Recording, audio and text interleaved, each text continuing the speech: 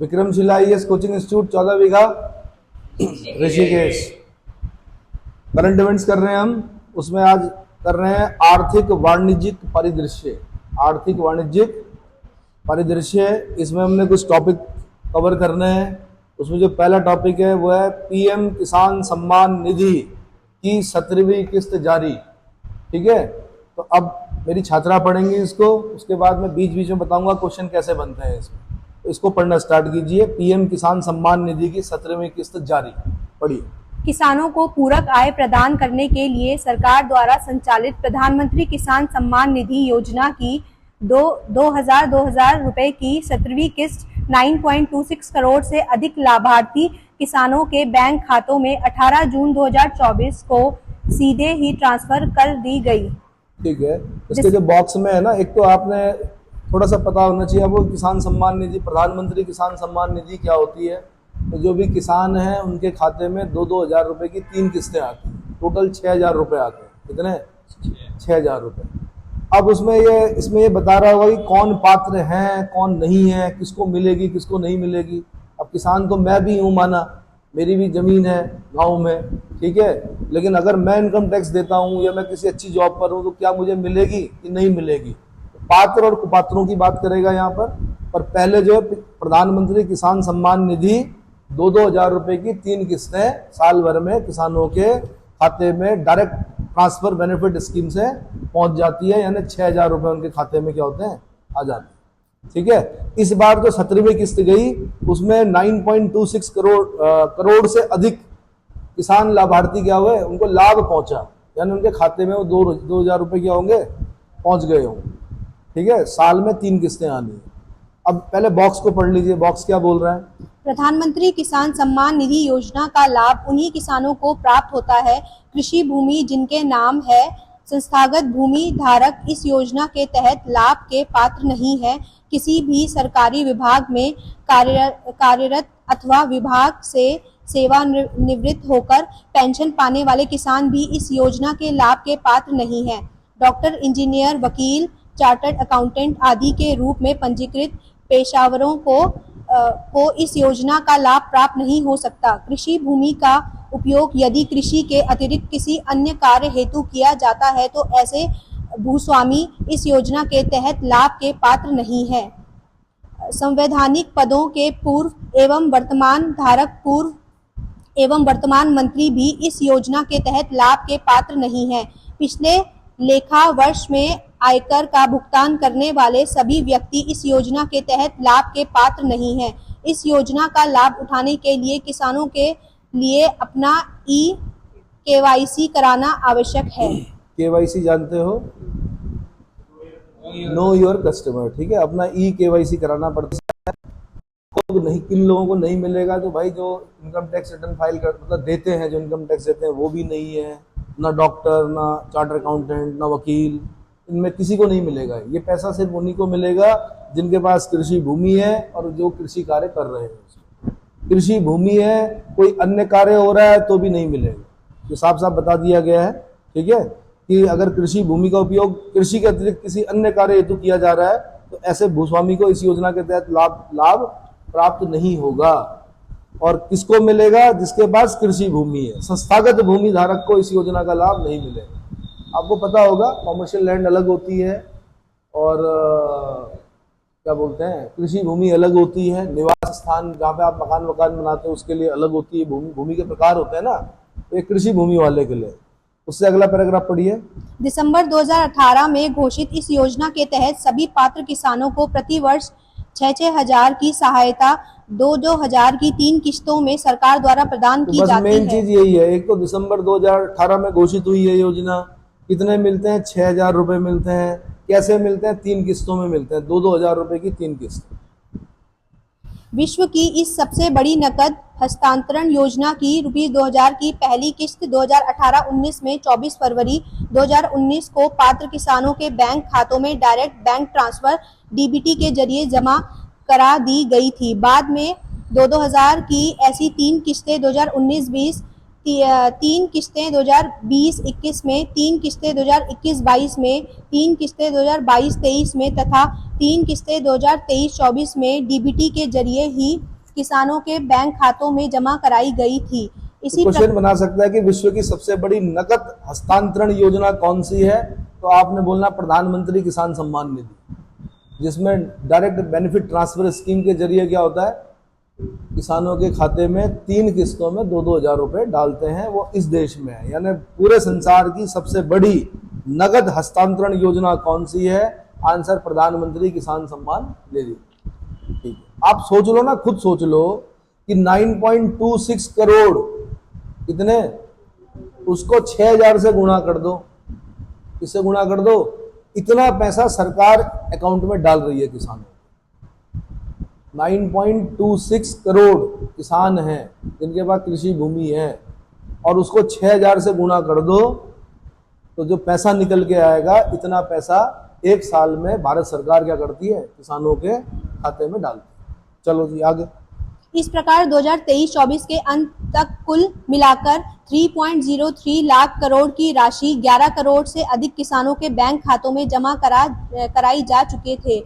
इस योजना की 17वीं किस्त 2024-25 की पहली किस्त प्रधानमंत्री श्री नरेंद्र मोदी ने 18 जून 2024 को पात्र किसानों के बैंक खातों में ट्रांसफर की। अपने निर्वाचन क्षेत्र वाराणसी में सेवापुरी में आयोजित एक किसान सम्मान सम्मेलन में बटन दबाकर 9.26 करोड़ पात्र किसानों के खातों में इस किस्त के तहत लगभग 20,000 करोड़ की राशि उन्हें स्थानांतरित की। इसके साथ ही पात्र किसानों के खातों में अब तक कुल मिलाकर 3.25 लाख करोड़ रुपए इस योजना के तहत जमा हो गई। इस योजना के तहत 2024-25 की दूसरी किस्त अब अक्टूबर-नवंबर 2024 में संभवित है, कि जो इस योजना के कुल मिलाकर 18वीं किस्त होगी। आप सोच लो कि सरकार पर कितना बर्डन होता है, इसलिए बोला जाता है भाई टैक्स दो। आप लोग बोलते ना, टैक्स तो दे रहे हो आप हर एक चीज पे। आप रेस्टोरेंट में खाना खा रहे हो तो जीएसटी दे रहे हो, हर एक चीज में क्या हो रहा है, सीजीएसटी और एसजीएसटी जा ही रहा है। भले ही आप बेरोजगार हो, भले ही घर वालों से मिल रहा होगा पैसा, लेकिन आप भी एक तरह से क्या, कहीं ना कहीं आपका भी पैसा जा रहा है कहाँ, भारत सरकार के खाते में। लेकिन मैंने कहा जैसे इनकम टैक्स है, तो इनकम टैक्स वो लोग जो काम करते हैं, पैसा देते हैं, या जो व्यापार करते हैं, वो सेल्स टैक्स है ना, जीएसटी वगैरह जो होता है आपका, वो देते हैं। तो वो सारा पैसा कहाँ जा रहा है, सरकार के खजाने में जा रहा है। उसी खजाने से फिर क्या किया जा रहा है, आवंटित किया जा रहा है। तो अभी तक आपने सुना कि 3.03 लाख करोड़ की राशि 11 करोड़ से अधिक किसानों के बैंक खातों में जमा की जा चुकी है। ठीक है, चले जी अगला जो हेडिंग पढ़ना है हमने, 2023-24 में देश में कृषिगत उत्पादन, कृषि मंत्रालय के तीसरे अग्रिम अनुमान। इसमें एक बड़ी अच्छी चीज मिलेगी हमें कि भाई चावल में नंबर 1 कौन रहा, अग्रणी राज्य कौन रहा, गेहूं में कौन रहा। तो चावल में जैसे कौन रहा, तेलंगाना क्या रहा चावल में, नंबर 1 पे रहा, 2 पे रहा उत्तर प्रदेश, 3 पे रहा पश्चिम बंगाल, 4 पे रहा पंजाब, 5 पे रहा उड़ीसा। तो चावल का नंबर 1 तेलंगाना, नंबर 2 उत्तर प्रदेश। गेहूं में कौन रहा, उत्तर प्रदेश, नंबर 2 पे मध्य प्रदेश, नंबर 3 पे पंजाब, 4 पे हरियाणा, 5 पे राजस्थान। ज्वार में कौन रहा, नंबर 1 पे महाराष्ट्र। बाजरा में कौन रहा, नंबर 1 पे राजस्थान। मक्का पे कौन रहा, नंबर 1 पे कर्नाटक। रागी में, मिलेट में कौन रहा, नंबर 1 पे कर्नाटक। छोटे मिलेट में कौन रहा, नंबर 1 पे मध्य प्रदेश। जौ में कौन रहा, राजस्थान। दालों में कौन रहा, मध्य प्रदेश, नंबर 1 पे। नंबर 1 बता रहा हूं मैं। उड़द में कौन रहा, मध्य प्रदेश। मूंग में कौन रहा, मध्य प्रदेश। मसूर में कौन रहा, मध्य प्रदेश। तूर अरहर में कौन रहा, कर्नाटक। कौन रहा, कर्नाटक। तो यहां से ये पता चल जाता है। तो यहां से क्वेश्चन पूछा जा सकता है कि भाई पहले 4 राज्य क्या, चावल और गेहूं तो याद करने आप। पहले 4 राज्य, तेलंगाना नंबर 1, उत्तर प्रदेश नंबर 2, पश्चिम बंगाल नंबर 3, पंजाब नंबर 4, 5 पे उड़ीसा चावल। गेहूं में उत्तर प्रदेश पहले नंबर पे, मध्य प्रदेश दूसरे नंबर पे, तीसरे नंबर पे पंजाब, चौथे नंबर पे हरियाणा, 5वें नंबर पे राजस्थान। समझ में आ गया? ठीक है, अब पढ़िए भाई। 2023-24 में देश में कृषिगत उत्पादन कृषि मंत्रालय के तीसरे अग्रिम अनुमान है। ये एग्रीकल्चरल मिनिस्ट्री का अनुमान है, अग्रिम अनुमान। पढ़िए। 2023-24 में देश के प्रमुख कृषिगत उपजों के उत्पादन के तीसरे अग्रिम अनुमान कृषि एवं किसान कल्याण मंत्रालय द्वारा 4 जून 2024 को जारी किए गए। इसके पूर्व दूसरे अग्रिम अनुमान 29 फरवरी 2024 को ऐसे समय में जारी किए गए थे जब केवल खरीफ व रबी उत्पादन के आंकड़े ही उपलब्ध थे। जब जायद के उत्पादन आंकड़े उपलब्ध हो जाने पर तीसरे अग्रिम अनुमान वृद्धि मंत्रालय में 4 जून 2024 को जारी किए गए हैं। तीसरे अग्रिम अनुमानों में 2023-24 में देश के कुल खाद्यान्न उत्पादन 3288.52 लाख मैट्रिक टन बस यहाँ ये क्वेश्चन है, ये अपने आप में क्वेश्चन है और ये आंसर है। अगर वो क्वेश्चन पूछेगा तो साथ में बताएगा, वो बोलेगा कि 2023-24 में देश में प्रमुख कृषिगत उपजों के उत्पादन के लिए जो तीसरे अग्रिम अनुमान कृषि एवं किसान कल्याण मंत्रालय द्वारा जो 4 जून 2024 को जारी किए गए हैं, उसमें देश में कुल खाद्यान्न उत्पादन कितना रहा, देश में कुल खाद्यान्न उत्पादन कितना रहा, तो 3288.52 लाख मीट्रिक टन। इसको याद करना है आपने, किसको, थोड़ा डिजिट में है, याद करना कठिन होता है लेकिन अपने आप में क्वेश्चन होता है। आगे 2022-23 के खाद्यान्न उत्पादन में थोड़ा कम है, जबकि पिछले 5 वर्ष 2018-19 से 22-23 के 3077.52 लाख मैट्रिक टन औसत खाद्यान्न उत्पादन में 211 लाख मैट्रिक टन अधिक है। कुल चावल उत्पादन 1367 लाख मैट्रिक टन अनुमानित है। ये अगला क्वेश्चन हो गया, चावल उत्पादन कितना रहा भाई? सीधी सी बात है, कृषि एवं किसान कल्याण मंत्रालय ने अपना तीसरा अग्रिम अनुमान जो बताया है उसमें चावल का कुल उत्पादन कितना रहा, 1367 लाख मीट्रिक टन। बस ये आंसर है, 1367 लाख मीट्रिक टन। आगे 2022-23 के 1357.55 लाख मैट्रिक टन की तुलना में 9.45 लाख मैट्रिक टन की वृद्धि दर्शाता है। 2023-24 में गेहूं का उत्पादन 1129.25 लाख मैट्रिक टन अनुमानित फिर है। इसको हाईलाइट कीजिए, यहाँ से क्वेश्चन बनेगा। फिर बोलेगा वो क्या, कृषि एवं किसान कल्याण मंत्रालय के तीसरे अग्रिम अनुमान, तीसरा जरूर बोलेगा वो, दूसरा पूछ लिया तो बदल जाएगा डेटा। तीसरे अगर अग्रिम अनुमान में गेहूं का उत्पादन कितना अनुमानित है, तब आपने बोलना 1129.25 लाख मीट्रिक टन। साथ में ये भी ध्यान रखना है, देखो इतना तो याद नहीं होता कितना ज्यादा कितना कम, पर इतना जरूर याद करना है कि जो कुल खाद्यान्न उत्पादन है वो पिछले वर्ष की तुलना में कम हुआ है। क्या हुआ है? जो चावल है वो ज्यादा हुआ है। अब गेहूं का देख लेते हैं क्या बोलता हूँ। जो पिछले वर्ष के गेहूं उत्पादन की तुलना में 23.71 लाख मैट्रिक टन अधिक है। ये अधिक होता रहेगा, नहीं होगा तो फिर रोटी नहीं मिलेगी, करना पड़ेगा ये चावल और गेहूं। आगे श्री अन्न का उत्पादन वर्ष 2022-23 के उत्पादन में 0.87 लाख मैट्रिक टन की थोड़ी सी वृद्धि दर्शाते हुए 174.08 लाख मैट्रिक टन अनुमानित है। अब सबसे पहले तो पता होना चाहिए श्री अन्न बोलते किसको है, श्री अन्न में कौन कौन से अन्न शामिल होते हैं। हाँ जी, श्री अन्न किसको कहा जाता है? सबसे पहले तो ये याद कर लीजिए कि 2023 श्री अन्न का उत्पादन कितना हुआ है, 174.08 लाख मीट्रिक टन।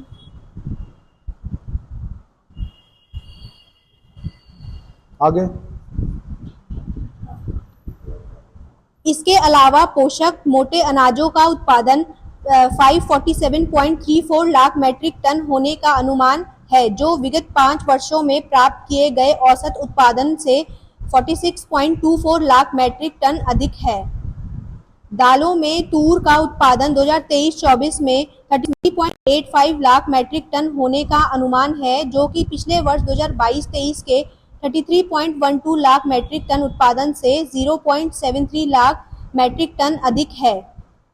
मसूर का उत्पादन 2023-24 में 17.54 लाख मैट्रिक टन अनुमानित है, जो पूर्व वर्ष 2022-23 से प्राप्त किए 15.59 लाख मैट्रिक टन उत्पादन से 1.95 लाख मैट्रिक टन अधिक है।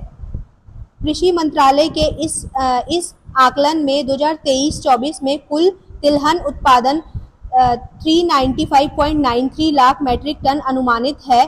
तिलहन 4425.22 मीट्रिक टन। अब ये आंकड़े ही याद करने क्या होते हैं, कठिन होते हैं। उत्तराखंड जैसे पेपरों में जल्दी से पूछता नहीं है, क्या नहीं करता। पर फिर भी अगर आप उत्तर प्रदेश पीसीएस देने जा रहे हो या अन्य पेपर, बड़े पेपर देने जा रहे हो, तो आपको पता होना चाहिए कि कम से कम चावल, गेहूं, गन्ना, चावल, गेहूं, गन्ना, कपास और जूट, कपास और ये 5 चीजें याद करके रखिए। आगे 2023-24 में प्रमुख कृषिगत उत्पादन तीसरे अगला जो हेडिंग है वो है विपणन सत्र। विपणन सत्र 2024-25 के लिए खरीफ उपजों के लिए न्यूनतम समर्थन मूल्य, एमएसपी जिसको बोलते हैं, minimum supporting price. Niger seed के न्यूनतम समर्थन मूल्य में सर्वाधिक 983 प्रति क्विंटल की वृद्धि हुई है। अच्छा, इससे पहले जो बॉक्स है ना, उसमें मैंने बता दिया आपको, एक एक नंबर बता दिया कौन आगे है। आपने एक बार चावल में, गेहूं में, गन्ने में, जैसे गन्ने में कौन है, गन्ने का नहीं दिया इन्होंने, गन्ना है कहीं, चावल, गेहूं और दालों में क्या करना है आपने। अब अलग अलग मत करना, उड़द, मूंग, मसूर, तूर, ये करने की जरूरत नहीं होती है, खाली दालों में कर दीजिए। नंबर 1 पे कौन रहा, मध्य प्रदेश रहा, दूसरे नंबर पे महाराष्ट्र रहा, तीसरे नंबर पर राजस्थान, गुजरात और उत्तर प्रदेश। ठीक है, अब जो हम पढ़ रहे हैं विपणन वर्ष 2024-25 के लिए खरीफ उपजों के लिए न्यूनतम समर्थन मूल्य। खरीफ समझते हो, 3 तरह की फसलें होती हैं, रबी, खरीफ और जायद। ठीक है, तो अब खरीफ फसलों का न्यूनतम। अब एक बार क्वेश्चन इतना ही पूछ लिया, ये उत्तराखंड पीसीएस वालों ने पूछा मेरे ख्याल से, कि न्यूनतम समर्थन मूल्य कौन जारी करता है। सीएसीपी जारी करता है। कौन करता है, सीएसीपी। फुल फॉर्म निकालिए सीएसीपी की, जो एग्रीकल्चरल प्राइस का कॉस्ट बताता है, सीएसीपी। मोबाइल है, निकालो। Commission for agricultural cost and price. तो सीएसीपी जारी करता है न्यूनतम समर्थन मूल्य। इतने भी 1 नंबर मिल जाता है उत्तराखंड में। ठीक है, ठीक है, अब पढ़िए आगे भाई। अच्छा, ये पूछ रहा है कि सबसे ज्यादा जो वृद्धि हुई है वो किस में हुई है, न्यूनतम समर्थन खरीफ उपजों में किस उपज के लिए सबसे ज्यादा क्या न्यूनतम समर्थन एमएसपी में सबसे ज्यादा वृद्धि किसमें है। आंसर नाइजर सीड में। किसमें, कितने की वृद्धि हुई है, 983 रुपये प्रति क्विंटल की, 983 रुपये प्रति क्विंटल। कहीं पर दिख रहा है नाइजर सीड,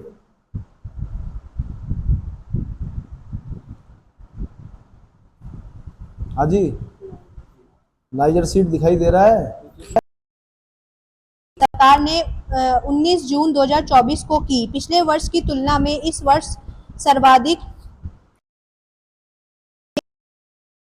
बीज इतने के खरीदे, इतने का फर्टिलाइजर लगाया, इतने का ट्रैक्टर उसने लिया, वो खेत में जोता, इतना उसमें लगा, और इसमें थोड़ा सा बढ़ाकर क्या कर दो, बेच दो। ऐसा नहीं होता है। अगर किसान और उसका परिवार भी खेत पर कार्य कर रहा है तो उसका भी एक मैनेजमेंट है, उसका कॉस्ट कौन देगा, और वो जितना भी लगाएगा उसका लगभग न्यूनतम 1.5 गुना मूल्य क्या दिया जाता है, एमएसपी दिया जाता है। कितना, जो भी लगा। जैसे आप अच्छे व्यापारी, मतलब अच्छा लाभ कब कमाओगे, जब आपने ये पेन 10 रुपए में खरीदा और तभी तो, या ऐसे करोगे 10 रुपए में खरीदा और 10 रुपए 10 पैसे में बेच दिया, तो लाखों पेन बेचने पड़ेंगे, तब जाके घर का किराया विराया जो खाना पीना है वो निकाल पाओगे, अगर 10 पैसे का प्रॉफिट लोगे। तो मैंने कहा इसमें बोला गया न्यूनतम 1.5 गुना मूल्य, 50% किसानों की आय वृद्धि इस बार की गई है। तो भाई बॉक्स देख लीजिए सबसे पहले।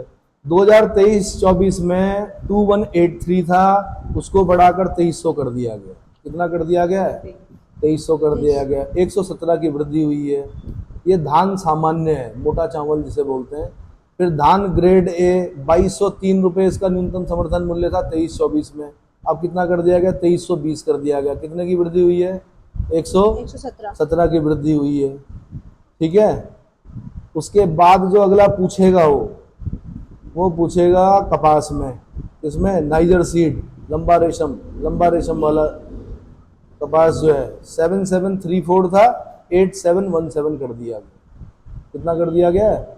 तो 983 रुपए की वृद्धि। 900। सबसे कम वृद्धि किस में दिखाई दे रही है आपको? ज्वार में ना, सबसे कम वृद्धि इसी में, धान में। बाकी सब 117 से बढ़े हैं ना। हाँ जी। ठीक है, आगे।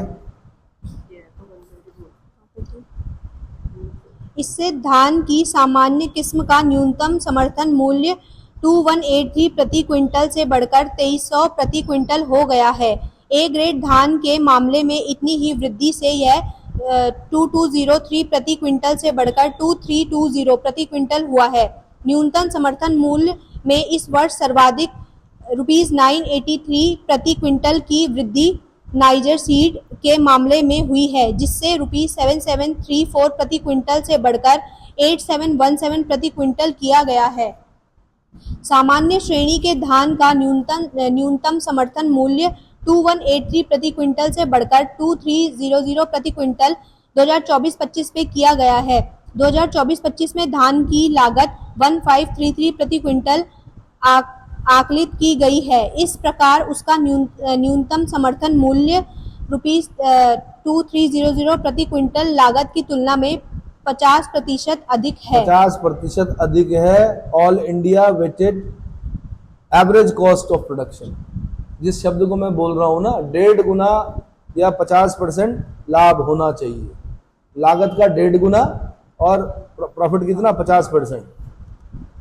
अरहर का न्यूनतम समर्थन मूल्य 7000 प्रति क्विंटल से बढ़कर 7550 प्रति क्विंटल 2024-25 में किया गया है। तो महंगी होगी अरहर। अब न्यूनतम समर्थन मूल्य क्या होता है ये भी समझ लो पहले। न्यूनतम समर्थन मूल्य का मतलब ये होता है कि सरकार किसान को प्रोत्साहित करती है कि आप उगाइए। अगर सरकार न्यूनतम समर्थन मूल्य नहीं देगी तो क्या होगा? बताओ क्या होगा? भाई किसान ने उगाया और जो खरीदार होते हैं मंडियों में वो अपना रेट कर देंगे उन्हें कि अब किसान की लागत आई 100 रुपये और जो मंडियों में उन्होंने कहा नहीं जी हम नहीं खरीद रहे तुम्हारा, हमारे पास है ऑलरेडी। इस तरह का होता है ना, तेजड़िया मुंदड़िया टाइप के लोग वहाँ भी होते हैं, कहते हैं ना हमारे पास है, हम नहीं खरीद रहे। किसान परेशान हो जाता है, ट्रकों में लाद के ला रखा है या जो भी चीज़ है, ट्रकों का रोज का भाड़ा दे। जैसे गन्ने वाले परेशान रहते हैं, गन्ने वालों को कैसे परेशान किया जाता है? गन्ने के ट्रक पहुंचे, अब ट्रक का रोज का भाड़ा देना, गन्ने वाला जो मिल वाला है वो लेता ही नहीं गन्ने, वो कहता नहीं चाहिए, अभी है हमारे पास, अभी है।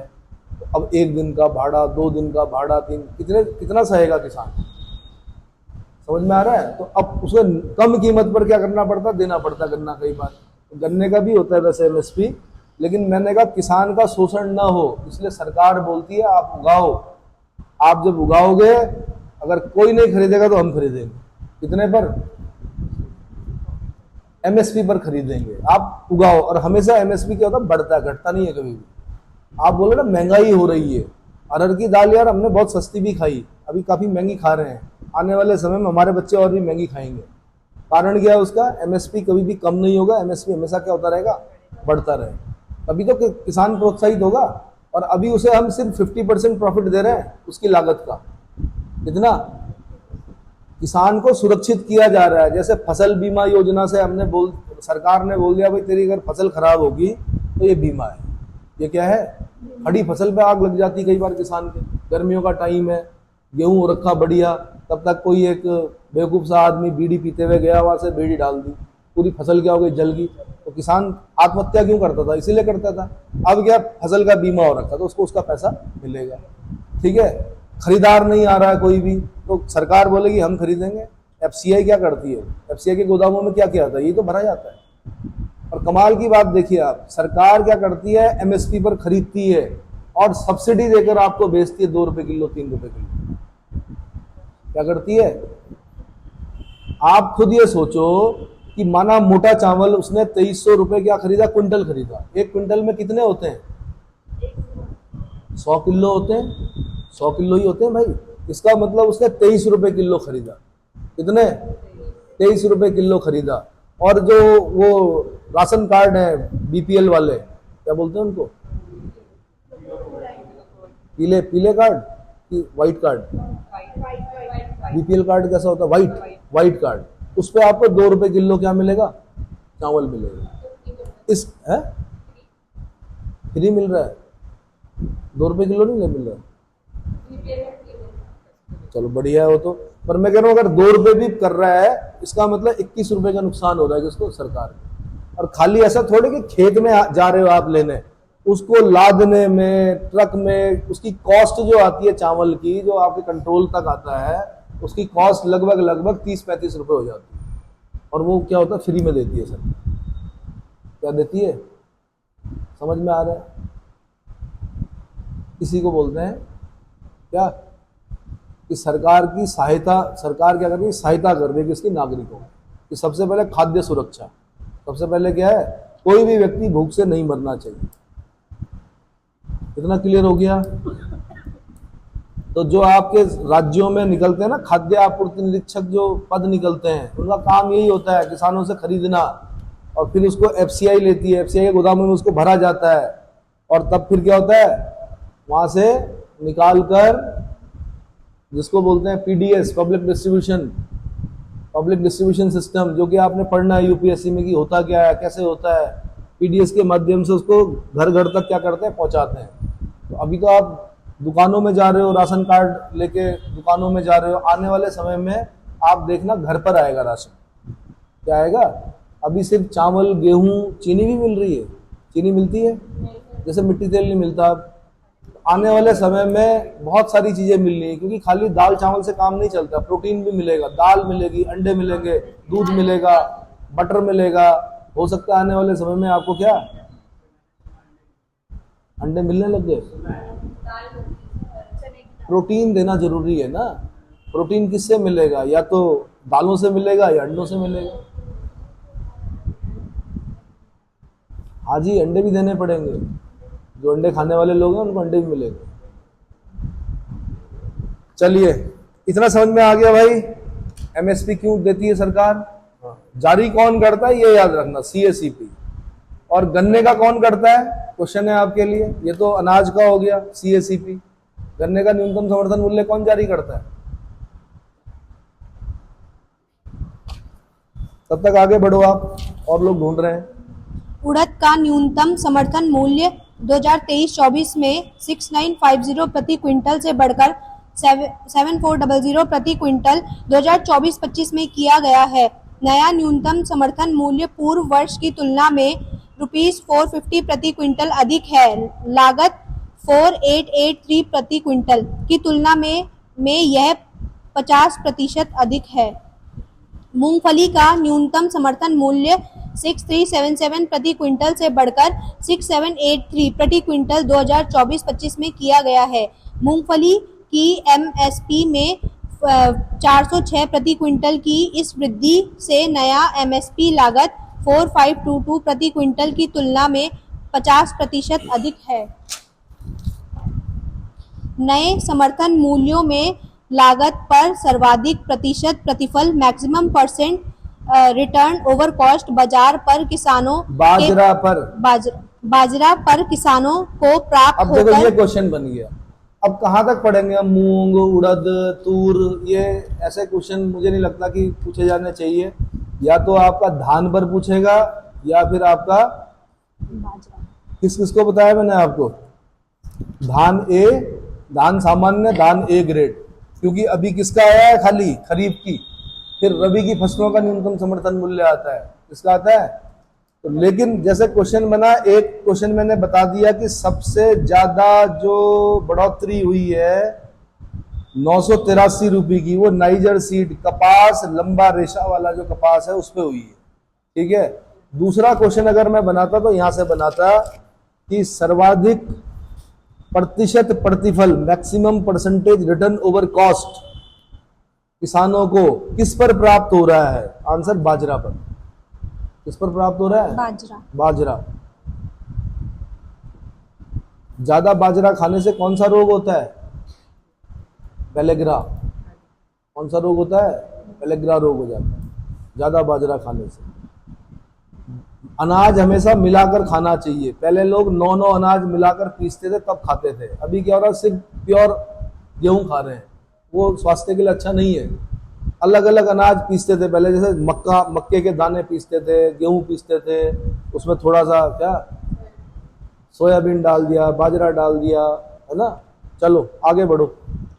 बाजरा पर किसानों को प्राप्त होगा जिसका न्यूनतम समर्थन मूल्य 2500 प्रति क्विंटल से बढ़कर 2625 प्रति क्विंटल निर्धारित किया गया है, जो इसकी लागत पर 77% का प्रतिफल किसानों को उपलब्ध कराएगा। ठीक है, तो सबसे maximum percentage return over cost किस पर हो रहा है? बाजरा पर हो रहा है।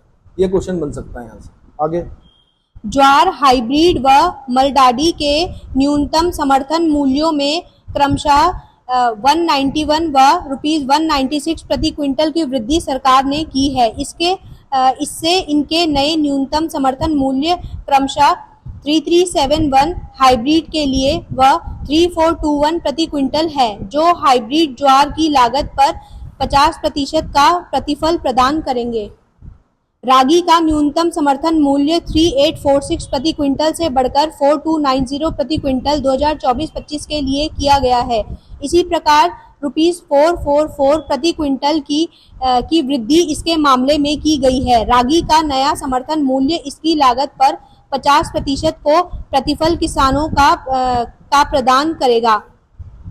मध्यम और लंबे रेशे वाले कपास के न्यूनतम समर्थन मूल्य में 501 प्रति क्विंटल की वृद्धि 2024-25 के लिए की गई है, जिससे इनके नए समर्थन मूल्य अब क्रमशः 7121 व 7521 प्रति क्विंटल हो गए हैं।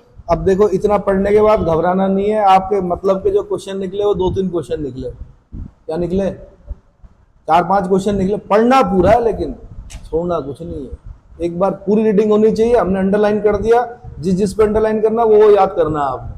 इतना क्लियर हो गया? अब आपको ये याद करना है। थोड़ा बॉक्स पढ़िए जरा। All India weightage average cost and production क्या होता है, इसको पढ़िए।